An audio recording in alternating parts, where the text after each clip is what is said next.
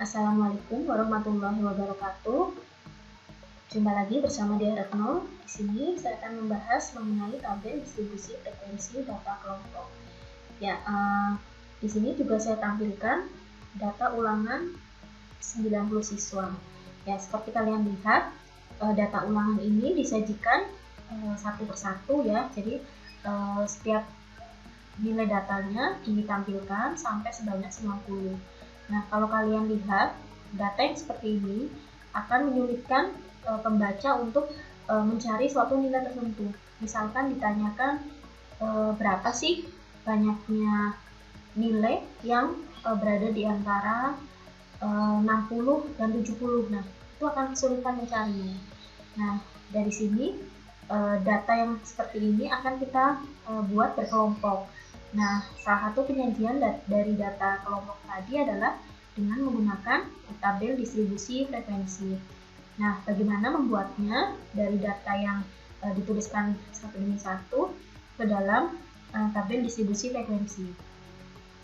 Langkah-langkah yang akan digunakan di sini ada langkah pertama, kita akan menentukan terlebih dahulu nilai dari jangkauan data. Nah, jangkauan data ini biasanya disimbolkan dengan J seperti ini. Nah, ini nilainya adalah nilai data yang terbesar atau X-max dikurangi dengan nilai data yang terkecil. Nah, dari sini bisa kita hitung jangkauannya. Nah, kalau kalian lihat, nilai data terbesar ada di angka yang ini ya, 98. Dan nilai data terkecil ini berada di angka 33. Sehingga kalau saya hitung untuk jangkauannya diperoleh 98 dikurangi 33. Nah, diperoleh hasilnya adalah 65. Ini ya. Nah, itu untuk langkah pertama. Untuk langkah selanjutnya, kita akan menentukan banyak kelas interval. Jadi, ada berapa nanti kelas intervalnya? Nah, biasanya banyak kelas ini disimbolkan dengan K seperti ini ya. Nah, nilai K ini bisa dicari dengan rumus A sama dengan 1 ditambah 3,3 log N. Nah, N di sini adalah total nilai datanya. Nah, sehingga kalau kita hitung berarti 1 ditambah 3,3 dikali log 90. Nah, seperti ini. Nanti untuk log 90 bisa kita hitung menggunakan kalkulator ya. Sehingga diperoleh hasil 1 ditambah 3,3 kali, nah log 90 itu bernilai sekitar 1,9542. Nah, setelah kita operasikan, diperoleh hasil akhir adalah 7,449. Nah, karena ini masih bilangan desimal sehingga kita bulatkan. Ini bisa dibulatkan ke bawah jadi menjadi 7 atau ke atas menjadi 8. Nah, di sini untuk kasus ini saya ambil pembulatannya ke bawah sehingga diperoleh banyak kelas intervalnya adalah 7. Nah, pemakaiannya seperti apa nanti kita lihat ya saat kita membuat tabelnya. Untuk langkah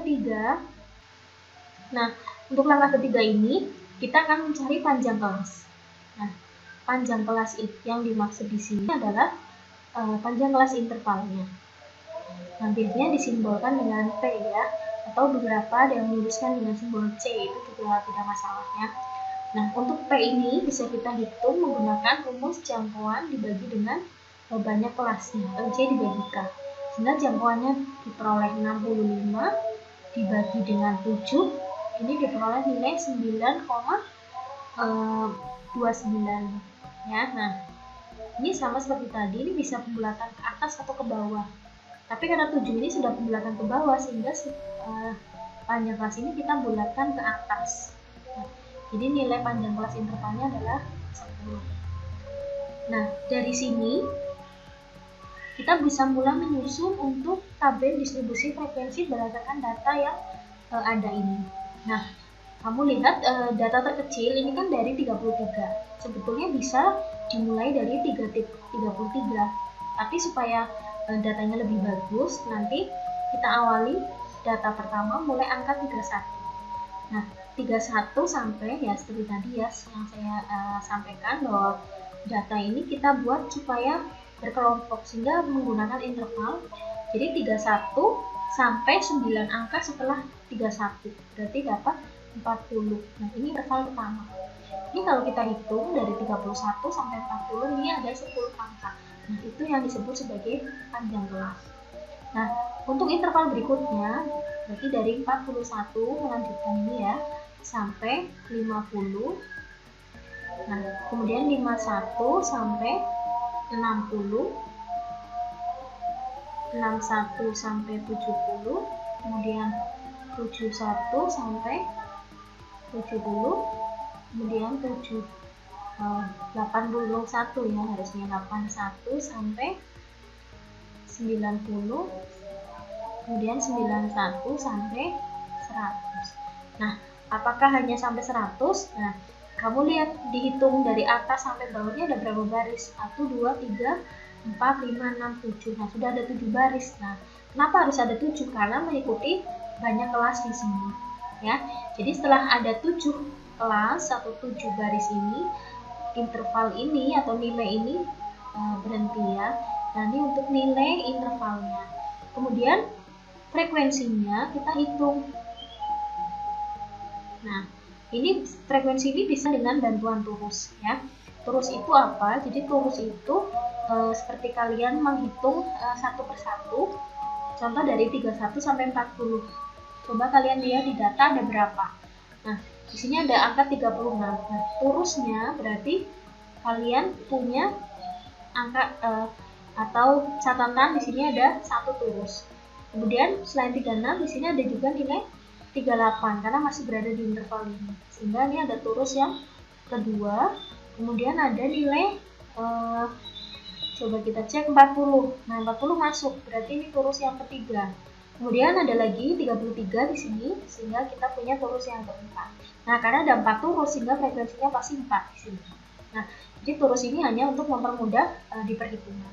Kemudian langkah berikutnya kalian mencari lagi frekuensi untuk kelas berikutnya dari 41 sampai 50. Nanti kalau kalian hitung di sini ada 3. Jadi kalian hitung satu-satu ya. Kemudian kelas berikutnya ada 11. Kemudian ada 21. Nah, nanti silahkan kalian koreksi. Kemudian 33. Kemudian ada 16. Maaf, kemudian ada 15. Kemudian terakhir adalah 3. Nah, dari total frekuensi ini kalau kalian jumlahkan ini harus diperoleh hasil 90 jumlahnya ya. Kalau belum 90 berarti ada kesalahan perhitungan. Nah, seperti ini tabel distribusi frekuensi data kelompok. Nah, seperti ini diperoleh tabel distribusi frekuensi data kelompok. Jadi tabel ini terdiri dari 2 kolom, yaitu kolom nilai dan kolom frekuensi. Nah, seperti ini untuk proses penyusunan tabel distribusi frekuensi data kelompok. Dan selanjutnya, di sini saya akan membahas mengenai beberapa istilah yang sering digunakan atau istilah yang sering muncul dalam pembahasan mengenai statistika data kelompok. Ada istilah yang pertama yaitu kita sebut sebagai batas kelas. Nah, batas kelas di sini ada 2. Yang pertama adalah batas bawah dan yang kedua adalah batas atas. Nah, apa yang disebut sebagai batas bawah dan batas atas? Nah, jika kita melihat di setiap nilai ini, kalau kita sebutkan di sini adalah kelas interval pertama, kemudian ada kelas interval kedua, ketiga, keempat, kelima, keenam, dan terakhir ke-7. Setiap kelas ini mempunyai batas masing-masing. Semua yang berada di sebelah kiri di sini disebutnya batas bawah atau biasa disimbolkan dengan BB. Jadi semua nilai yang berada di sebelah kiri. Contoh kelas pertama berarti batas bawahnya 31. Kelas kelima berarti batas bawahnya 71. Nah, begitu seterusnya.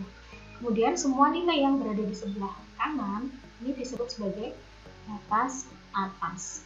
Nah, Misal batas atas kelas ketiga berarti 60, kelas kelima batas atasnya 80. Nah, itu seterusnya. Kemudian ada istilah yang kedua, yaitu istilah tepi kelas. Nah, di sini saya tuliskan tepi kelas. Nah, tepi kelas juga ada dua, yaitu tepi bawah dan tepi atas. Nah, bedanya apa dengan batas? Kalau tepi kelas ini dia dihitung dari nilai batasnya. Untuk tepi bawah, bisa saya simbolkan TB. TB itu adalah batas bawah atau BB dikurangi 0,5. Nah, ini untuk tepi bawah. Kemudian untuk tepi atas, ini adalah batas atas ditambahkan 0,5. Nah, ini untuk tepi kelas. Jika saya tuliskan di sini, misal saya tuliskan untuk tepi bawah kelas. Nah, untuk kelas pertama berarti dari 31 kita kurangi 0,5 sehingga diperoleh nilai 30,5. Nah, untuk nilai 41 berarti kalau kita kurangi 0,5 menjadi 40,5. Kemudian ada 50,5, 61 menjadi 60,5 dan seterusnya sampai 90,5 sampai kelas yang terakhir. Nah, setelah kalian menemukan tepi bawah, kemudian kita bisa juga cari tepi atasnya. Tepi atas dengan rumus yang tadi sudah kita peroleh, batas atas ditambah. Berarti dari sini kita tambahkan 0,5 sehingga menjadi 40,5. Untuk 50 kita tambah sehingga menjadi 50,5 dan seterusnya sampai ketemu terakhir adalah 100,5.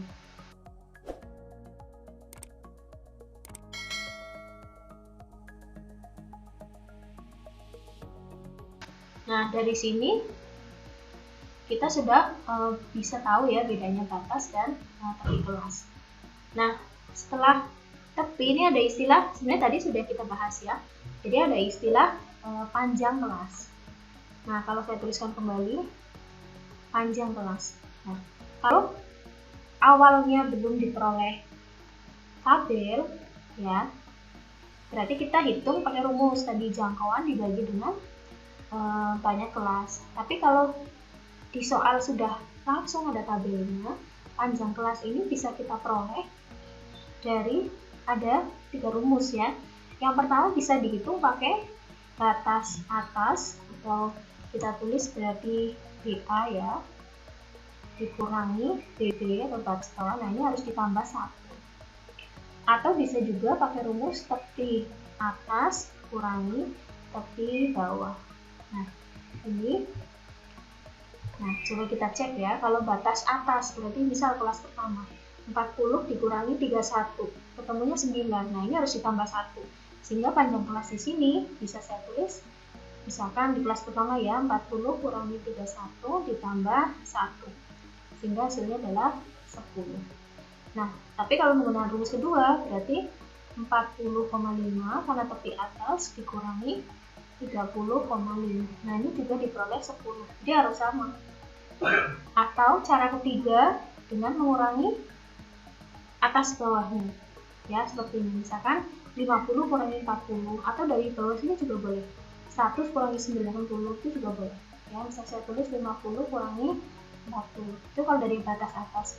Bisa juga kuranginya sebelah sini. Nah, ini juga boleh. Ini harusnya sama 10. Nah, ini untuk panjang kelasnya. Terserah kalian mau cari yang mana yang paling mudah. Seperti itu ya. Nah, kemudian setelah panjang kelas, nanti juga ada istilah titik tengah.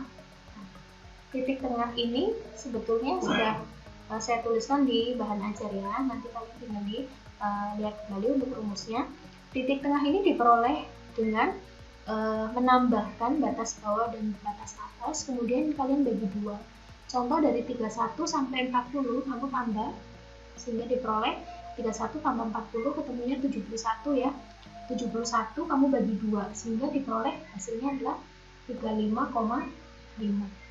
Nah, terus kelas kedua ini juga sama, yaitu 1 ditambah 50, 91, sehingga kalau kita bagi 2 menjadi 45,5, dan seterusnya ini ada 55,5, terus ada 65,5, kemudian ada 75,5, 85,5, dan terakhir adalah 95,5.